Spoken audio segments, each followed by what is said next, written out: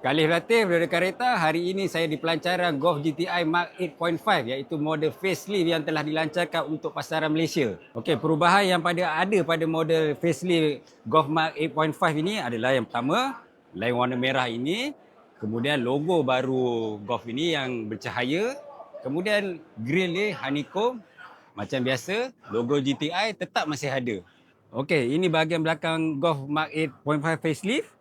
Lampu baru yang difokuskan oleh Volkswagen adalah boleh ubah 3 pattern yang diubah mengikut setting di dalam infotainment. Yang ini logo GTI yang tak ada pada model-model Golf yang lain. Yang ini juga boleh buka untuk bonnet belakang.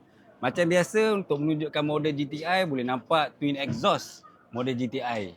Okey, ini bahagian sisi Golf GTI Mark 8.5. Rim 18 inci, design yang baru. Kemudian macam biasa ada logo GTI. Kemudian ada penambahan, ada pada light untuk sisi yang lebih terang. Okey, macam biasa design tepi dia masih mengekalkan model Mark 8 yang terdahulu. Ini bahagian interior Golf GTI. Okey, infotainment ni saiz 12 inci. Meter digital ni saiz 10.2 inci. Yang diberitahu tadi memang meter ni boleh kita custom ikut pengguna siapa yang nak drive lah. Okey, meter yang ini dipanggil touch slider untuk kontrol volume dengan aircon. Maknanya memang Volkswagen dengar kata pengguna dia sebelum ni, memang diorang nak balik pada butang-butang fizikal. Tapi diorang hanya gunakan touch slider saja yang fokus pada sini.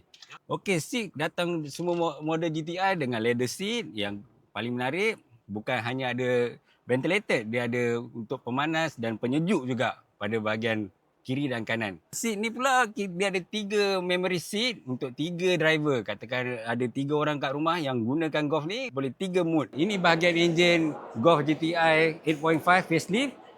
Enjin 2.0 liter turbo, 4 inline, power dia 265 PS. 20 PS lebih berkuasa pada model asal dia.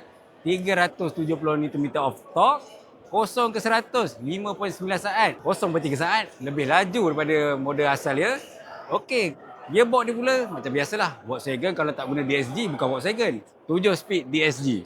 Harga dia 242,900 tanpa insurans. Kalau masuk insurans bermakna kalau buat loan 9 tahun 90% bulanan anda 2,500. Okey, dalam video ni ada 3 color yang kita tunjuk. Mana satu yang korang minat? Tulis komen kat di bawah.